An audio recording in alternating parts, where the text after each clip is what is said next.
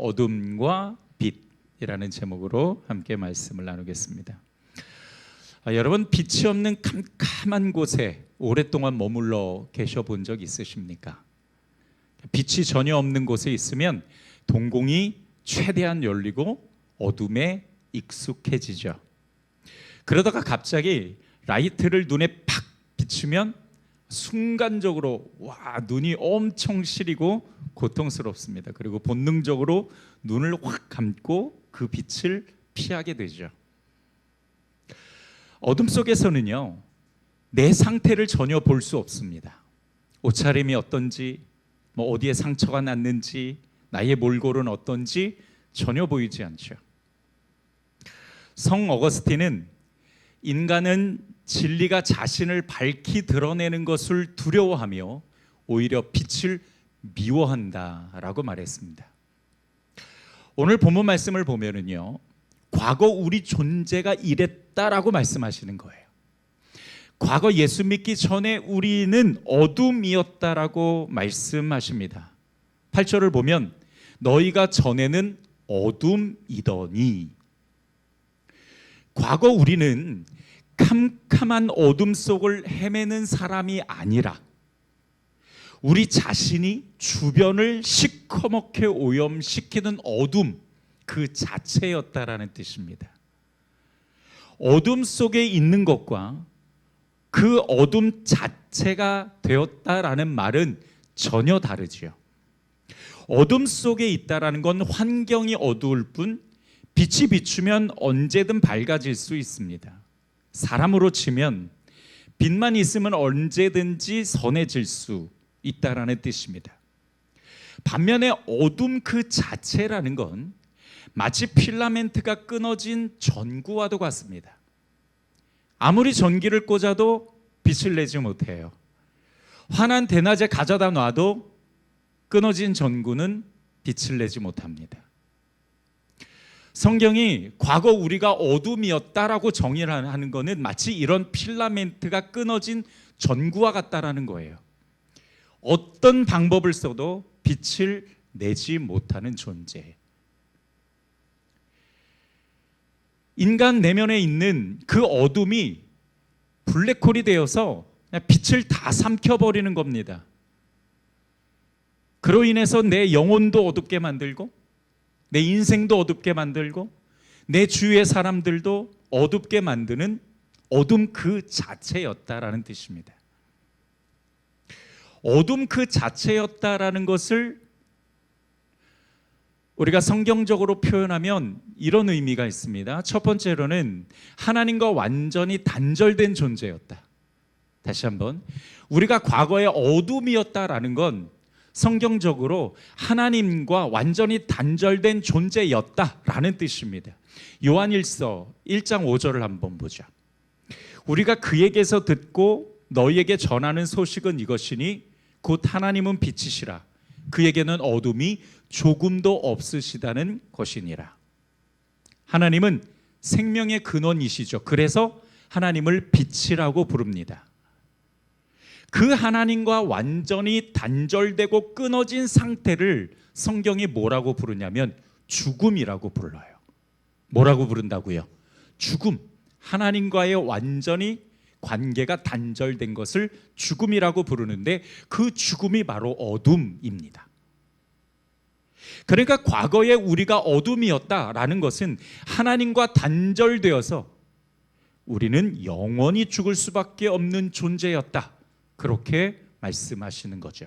두 번째는 어둠이었다라는 건 죄로 타락한 존재였다라는 뜻입니다. 어둠은 단순히 빛이 싫어서 피하는 게 아니라 빛이 있는 곳에는 존재할 수가 없습니다. 요한복음 3장 19절을 한번 보죠. 사람들이 자기 행위가 악함으로 빛보다 어둠을 더 사랑한 것이니라. 이기적으로 행동하고 교만하고 미워하고 남을 헐뜯고 이런 거는요, 누가 가르쳐줘야 안 해도 진짜 잘해요. 어둠을 사랑하기 때문이죠. 아니, 어둠 그 자체였기 때문에 이런 것들은 정말 기가 막히게 잘합니다. 그러니까 죄로 타락한 존재가 바로 어둠입니다. 세 번째로 주변을 어둡게 하는 어둠의 생산자였다라는 뜻입니다. 로마서 3장 12절을 보죠. 다 치우쳐 함께 무익하게 되고, 함께 무익하게 되는 거예요. 선을 행하는 자는 없나니 하나도 없도다. 우리 생각과 말과 행동은 끊임없이 죄를 발생시키는 것뿐만 아니라 같이 죄를 물들게 만드는 존재였다라는 거예요. 이것이 과거 우리의 모습이었습니다. 빛을 빨아들여서 주위조차 어둡게 하는 어둠 그 자체였습니다. 자, 그렇지만 지금은 어떻습니까? 완전히 바뀌었죠. 8절에 보면은 어둠이었더니 이제는 주 안에서 빛이라 이렇게 말씀을 하시거든요. 예수 그리스도의 생명의 빛이 내 안에 들어왔습니다. 빛이 들어오는 순간 나의 어둠이 빛으로 바뀌게 된 거죠. 여러분, 밤하늘을 밝히는 보름달을 한번 보십시오. 달 자체에는 빛을 낼 수 있는 에너지가 있습니까? 안 가보셔서 모르죠. 예, 저도 안 가봤지만 과학적으로는 분명히 우리가 잘 압니다. 달은 그 자체에 빛을 낼 수가 없습니다. 그저 큰 돌덩어리에 불과해요. 그냥 어둠 그 자체입니다. 그런데 어떻게 그토록 밝은 빛을 내서 우리의 밤길을 비춰줄 수 있을까요? 태양의 빛을 정면으로 받기 때문이죠. 그러니까 달이 스스로 빛을 낸 것이 아니라 태양과 자신의 관계에 가로막힌 것들을 치우고 그저 그 태양의 빛을 받은 것뿐입니다. 그리고 그 빛을 반사한 것뿐이죠. 그러니까 우리가 그런 존재가 됐다라는 거예요. 오늘 말씀은 우리가 어떤 존재로 부름을 받았는지 말씀해 주시고 있습니다. 그저 돌덩이 같은 나를 빛으로 바꿔주셨으니 이제 빛의 자녀로 살아가라, 그렇게 말씀하시죠. 어둠이었는데 빛으로 바꿔주셨어요. 그러니까 이제는 빛의 자녀고 이제 빛의 자녀답게 살아가야 합니다. 성경이 오늘 우리에게 권면해 주시는 겁니다. 자, 오늘 본문을 보게 되면 반대 구조를 가진 단어가 여러 개 비교되어 등장을 합니다. 8절로부터 9절을 보시면 빛과 어둠이 나오고요. 벌써 비춰주시면 안 돼요. 9절로부터 11절에 보면은 빛의 열매와 열매가 없는 어둠이 나와요. 또 12절로부터 13절을 보면 은밀히 행하는 것과 드러나는 것이 나오고요. 14절에서는 잠자는 것과 깨어나는 것, 그리고 죽은 것과 일어나는 것, 이렇게 나옵니다. 그러니까 이런 성경의 반대어가 등장하는 것은 뭐냐면 두 개를 딱 비교하시는 거죠. 그리고 둘 중에 옳은 것을 선택하게 하려는 의도가 있는 겁니다. 그래서 오늘 8절에 너희는 이제 빛이니까 빛의 자녀들처럼 행하라 라고 말씀하시는 건 이렇게 반대되는 단어들을 쭉 나열하고, 자, 빛의 자녀들은 이런 것들을 선택하며 살아가야 됩니다 라고 말씀하시는 거거든요. 빛의 자녀들처럼이라는 이 말은 빛의 자녀들답게 라는 뜻입니다. 빛의 자녀가 되었으니 그에 맞는 삶을 선택해야 되는데 뭘 선택해야 되냐? 자, 지금 비춰주시는 거예요, PPT를. 자, 빛의 자녀가 선택해야 될 것은 뭐냐? 8절로부터 9절에는 빛과 어둠이 나오고요. 9절로부터 11절에는 빛의 열매가, 그 다음에 열매가 없는 어둠이 나오고, 12절 13절에는 드러나는 것과 은밀히 행하는 것, 14절에는 깨어나는 것과 잠자는 것, 일어나는 것과 죽은 것이 나옵니다. 여러분, 우리가 선택해야 될 것이 어떤 겁니까? 주황색입니까? 회색입니까? 주황색 맞습니다. 주황색, 우리 빛의 자녀가 택해야 될 것들입니다. 뭐 우리가 1, 2년 신앙생활하는 것도 아니고요. 뭐 이 정도는 목사님, 뭐 당연하죠. 그런 거는 뭐 우리가 잘 알고 또 잘 실천하며 살아가고 있습니다. 이렇게 말씀하실 거예요. 그래서 지금부터 우리가 알아야 될 건 왜 우리가 이러한 것을 선택해야 되는가에 관한 이유입니다. 빛의 자녀니까 당연하죠. 물론 당연하지만 왜 당연한지 성경이 왜 이것을 선택하는 게 당연하다라고 말씀하시는지를 우리가 알아보고자 하는 겁니다. 이 단어들이 가지고 있는 영적인 의미를 알면 내가 이거를 선택해야 되는구나, 분명한 동기를 얻을 수 있기 때문입니다. 지난주에 우리는요, 하나님을 본받는 자가 되라는 명령을 받았죠. 그리고 성경은 하나님은 빛이라고 말씀하세요. 그러니까 우리가 하나님을 본받는 자 된다라는 것은 뭐냐면, 내가 빛이신 하나님을 본받으면서 그 빛을 내가 밝히 드러내는 삶을 살아야 한다라는 뜻입니다. 자, 그러면 과연 우리가 드러내야 될 빛, 앞서 말씀드렸듯이 내가 하나님의 빛으로서, 예수 안에서 된 빛으로서 내가 뭘 선택하면서 살아가야 될까? 첫 번째, 빛의 열매를 맺으며 살아야 합니다. 우리 같이 함께 있습니다. 시작. 빛은 열매를 맺으며 살아야 합니다. 자, 오늘 본문 9절 말씀을 함께 보죠. 빛의 열매가 뭔지를 말씀해 주세요. 우리 같이 한번 읽어보겠습니다. 시작. 빛의 열매는 모든 착함과 의로움과 진실함에 있느니라. 아멘. 우리가 빛으로서 열매를 맺어야 되는데, 그 열매 세 가지를 말씀하세요. 뭐였어요? 착함, 의로움, 진실함. 맞습니다. 이 세 가지가 빛이 맺어야 될 열매라고 말씀하세요. 자, 그런데 현대인의 성경에 보니까 이 빛의 열매라는 단어를 뭐라고 또 해석하냐면 빛의 생활이라고도 해석하시더라고요. 그러니까 빛의 열매는 뭐냐면 빛이 생활하는 것을 나타내는 겁니다. 교회뿐만 아니라 각자의 삶에서 우리가 빛으로 생활한다라는 건 이런 것입니다 라고 말씀해 주시는 거예요. 그리스도인은 교회든 밖이든 집이든 어디든 빛입니다. 여러분, 빛은 장소를 따지지 않죠. 빛은 대상을 따지지 않습니다. 차별하지 않습니다. 자, 그런데 오늘 우리에게 말씀하시는 이 빛의 열매, 빛의 생활, 진실과 의로움과 착함인데, 여러분, 이 세 단어를 딱 보고 들으면 어떤 이미지가 떠오르십니까? 어떤 생각이 떠오르는가요? 너무 저만 쳐다보지 마시고 성경도 가끔 이렇게 좀 보시고. 네, 빛의 열매는 세 가지였어요. 뭐였어요? 착함, 의로움, 진실함. 여러분, 이 단어들을 보면 어떤 이미지, 또 어떤 생각이 떠오르십니까? 이 단어들이 가지고 있는 무게가 참 보통이 아니다라는 생각이 들어요. 진실과 의로움과 착함을 가진다면 뭐 거의 완벽한 사람 아닙니까? 뭐 더 필요할 것도 없을 것 같아요. 근데 죄의 본성을 가진 우리로서는 이 단어들을 보면 숨이 턱 막혀요. 저는 그랬어요. 말씀을 묵상하면서 이런 빛의 열매는 이런 것들이니까 이런 것들을 내 삶에서, 생활에서 맺어야 되는데, 단어들을 보니까요, 숨이 턱턱 막히는 거예요. 야, 이런 것들을 내가 어떻게 맺지? 아마 어떤 분은 그거는 정말 불가능하지, 이렇게 생각하실지도 모르겠습니다. 그럴 정도로 이 세 단어가 가지고 있는 무게가 만만치 않습니다. 자, 그런데 보십시오.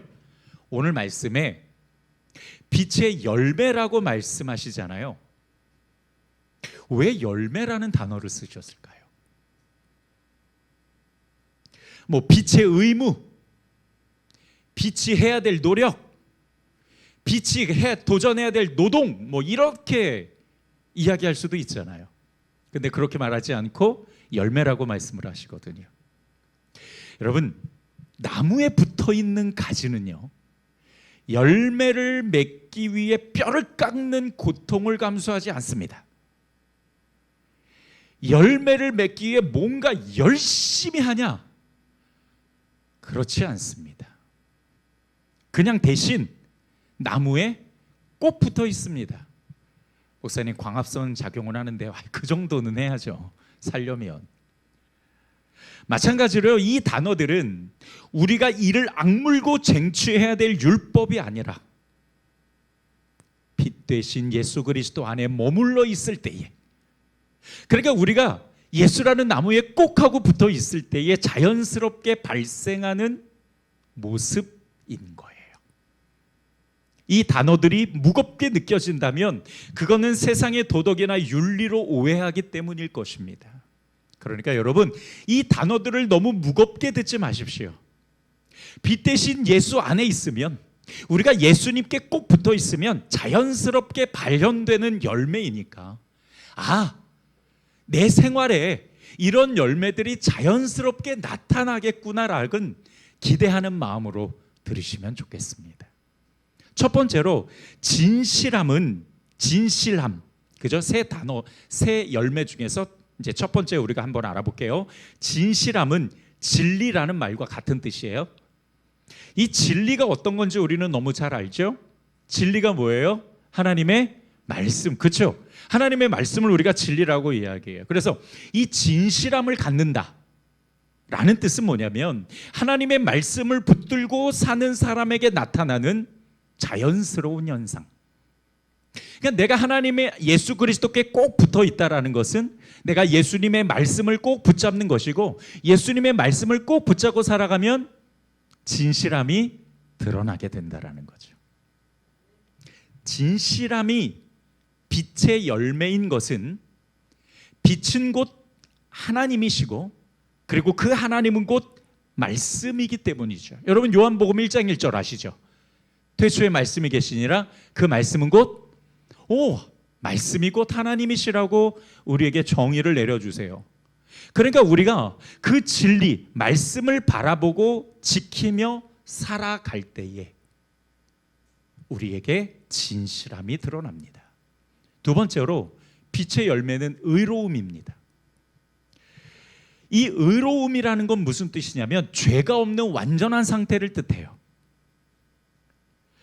그러니까 내가 예수께 꼭 붙어 있으면 죄가 없는 완전한 상태가 되냐?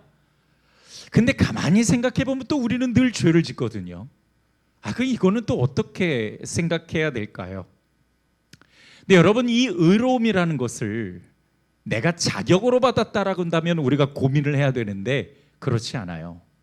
이 의로움은 우리가 믿음으로 받습니다. 그러니까 이 의롭다라는 단어는 하나님이 우리를 죄가 없다라고 그냥 선언해 주는 거예요. 수아가 죄가 있을까요, 없을까요? 네가 대답해 봐라. 너는 죄가 있습니까, 없습니까? 보통 조금 있는 것도 아니고 많대요. 이런 죄인 같으니 이렇게 얘기할 수 없죠. 왜냐하면 우리는 다 죄가 있습니다. 그런데 하나님께서 수아야, 너 보니까 예수 잘 믿더라? 죄가 있지만 내가 죄 없다라고 그냥 눈 감아줄게, 선언해 줄게. 이게 의로움입니다. 우리가 예수를 믿음으로 받은 의로움. 자, 내가 이 의는 자격이 있어서 받은 게 아니에요. 이건 하나님의 선물입니다. 자격이 없는데 자격이 있는 것처럼 주신 거예요. 자, 그렇다면 우리가 이 의로움을 가지고 산다는 것은 어떤 것일까? 그러니까 이 의로움이라는 열매가 어떻게 나타나게 되냐는 것이죠. 앞서 말씀드렸듯이 우리는 죄를 안 지을 수 없어요. 그래서 이 의로움을 가지고 산다는 것은 뭐냐면, 의로움의 완전한 모델인 예수를 닮아가는 것. 그게 의로움입니다.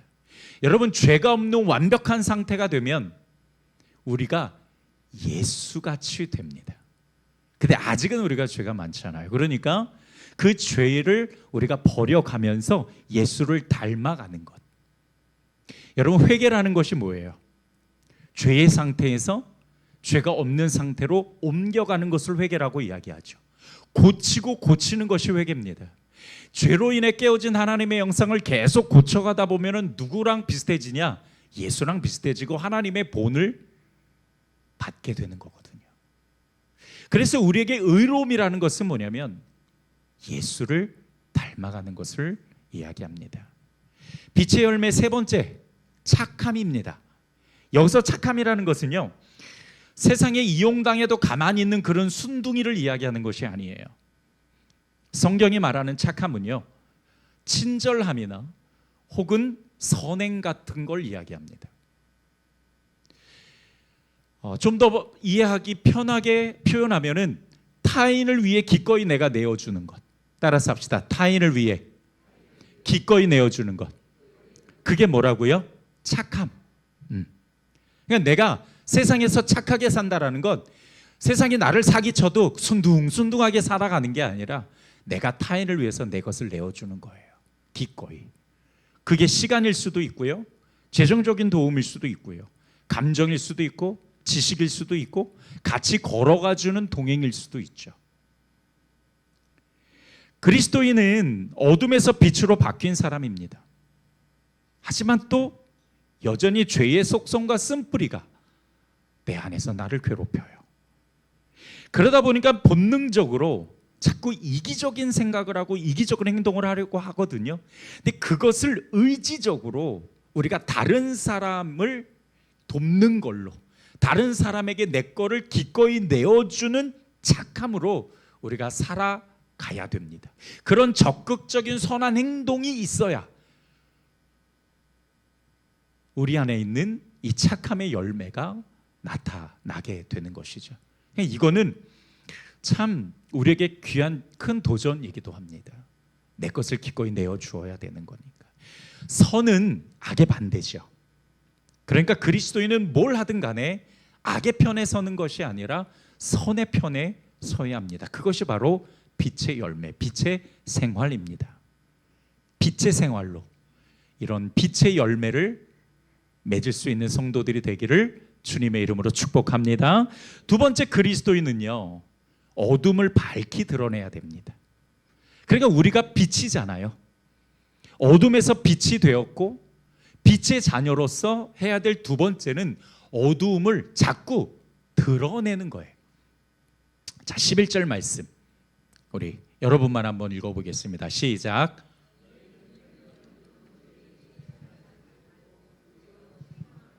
어둠에 참여하지 말고 도리어 뭘 하라? 책망하라. 내 이놈, 이렇게 하는 거가 아니고요. 여기서 책망이라는 뜻은 무슨 뜻이냐면 실체를 드러내다라는 거예요. 그러니까 빛을 비춰서 숨겨진 어둠의 실체를 짜잔 하고 드러내는 겁니다. 여러분, 우리는 여기서 하나님의 마음을 얻을 수가 있는데요, 하나님의 목적은 우리를 파괴하는 데 있지 않습니다. 우리를 살리는 데 있어요. 어둠에 있던 죄가 실체를 드러내면 거기에 빛이 비춰지고 그 죄는 빛으로 바뀌게 됩니다. 이거를 드러내는 거라고 이야기를 해요. 13절을 한번 보죠. 그러나 책망을 받는 모든 것은, 여기서 책망이라는 것은 드러낸다라는 뜻이니까 드러내는 모든 것은 빛으로 말미암아 드러나나니 드러나는 것마다 뭐예요? 빛이니라. 숨겨진 것을 드러내면은 그 드러낸 것은 빛을 받게 된다라는 뜻이죠. 자, 그러면 우리가 드러내야 될 것은 뭘까요? 우리 안에 있는 드러내야 될 어둠, 내가 책망해야 될, 즉 빡 뻗겨가지고 드러내야 될 어둠. 첫 번째로는요, 세상의 어둠을 드러내야 되고, 두 번째로는 내 안에 있는 죄의 어둠을 드러내야 됩니다. 아까도 말씀드렸듯이 우리는 빛이지만 우리 안에 또한 어둠의 잔재가 있죠. 여전히 죄가 있으니까. 그래서 내 안에 있는 어둠을 책망해서 드러내야 돼요. 죄는 반드시 해결해야 될 문제지, 그거를 꼭 품고 있으면 그게 커져서 또 다른 죄를 불러오고 그 죄가 또 커져서 사망에 이르게 됩니다. 그뿐만 아니라 우리는 또 세상의 어둠도 드러내야 돼요. 세상을 살아가면서 이런저런 죄의 어둠이 있을 때 우리가 그 어둠을 벗겨내야 됩니다. 그 어둠에 참여하는 것이 아니라 오히려 나의 빛으로, 진리로, 나의 행함으로, 나의 선으로 그 빛으로 어둠을 드러내서 세상의 어둠이 빛이 되게 만들어야 한다는 거예요. 여러분, 성경에 보면은 하나님께서 우리를 세상의 빛이요 소금이라고 말씀하셨잖아요. 그러니까 우리를 빛이라고 말씀하신 것은 그 빛이 세상에 가서 어두운 곳을 드러내라는 뜻입니다. 자, 그러면 우리가 세상의 어둠과 내 안에 있는 죄의 어둠을 어떻게 드러낼까요? 그러니까 드러낸다라는 이미지는 알겠어요. 아, 그래, 드러내야 돼. 그럼 뭘로 드러내야 돼요? 누가 말씀이라 그랬어요? 아유, 나중에 초콜릿 사드릴게요. 히브리서 4장 12절 봅시다. 우리 같이 한번 읽습니다. 시작. 하나님의 말씀은 살아있고 힘이 있어서 어떤 양날 칼보다도 더 날카롭습니다. 그래서 사람 속을 꿰뚫어 혼과 영을 갈라내고 관절과 골수를 갈라놓기까지 하며 마음에 품은 생각과 의도를 어떻게 한다고요? 밝혀낸다고요. 드러낸다고요. 뭐가? 하나님의 말씀이. 그래서 여러분, 우리가 세상의 어둠을 드러내고 내 안에 있는 죄의 어둠을 드러내는 방법은 뭐냐? 내 안에 진리, 그 하나님의 말씀을 꾸역꾸역 집어넣는 거예요. 그리고 그 말씀이 내 안에서 사라지지 않도록 키핑해 놓는 겁니다. 기억하고 암송하고 읊조리고 묵상하고 고민하고 삶에 적용하면서 그 말씀으로 나를 계속 찔러 쪼개는 거예요. 따라서 합시다. 말씀은 아프다. 아파요. 왜? 이 날성검이 나를 살리는 수술 도구이거든요. 내 죄를 드러내지 않으면 내 안에 그 죄가 나를 사망으로 몰고 가니까 하나님이 나를 살리시려면은요, 말씀으로 아프게 쪼개야 되는 거예요. 그래서 말씀을 들을 때는 아파요. 아플 수밖에 없어요. 제가 수요일에도 말씀을 드렸는데요, 여러분, 완전하신 하나님의 말씀이 불완전한 내 안에 들어오면 불완전한 내 존재가 그 완전함 때문에 통증을 일으켜요. 그러면서 나의 존재가 조금씩 완전해져 갑니다. 드러낸다라는 것은요, 찔러 쪼개서 나를 내보이는 겁니다. 그래서 말씀은 드러내는 겁니다. 세상에선 진리를 실천해서 진짜와 가짜를 구분하고 가짜를 드러내서 빛이 되게 하는 것이죠. 이렇게 여러분, 어둠을 드러내는 성도들이 되기를 주님의 이름으로 축복합니다. 마지막 세 번째로, 그리스도인은 깨어나고 일어나야 합니다. 14절을 한번 보죠. 그러므로 이르시기를 잠자는 자여 깨어서 죽은 자들 가운데서 일어나라. 그리스도께서 너에게 비추이시리라 하셨느니라. 잠자는 자는 깨고 죽은 자는 일어나라. 그러면 잠자는 자를 깨우고 죽은 자를 일어나게 하는 것이 뭘까? 이것이 13절과 연결되는 거예요. 책망, 드러내는 것을 이야기하죠. 드러내면 잠자는 자는 깨어나고 그리고 죽은 자는 다시 일어나게 된다라는 뜻입니다. 어둠을 드러내면 잠자는 영혼이 깨어나고 어둠을 드러내면 죽은 영혼이 살아난다는 건데요.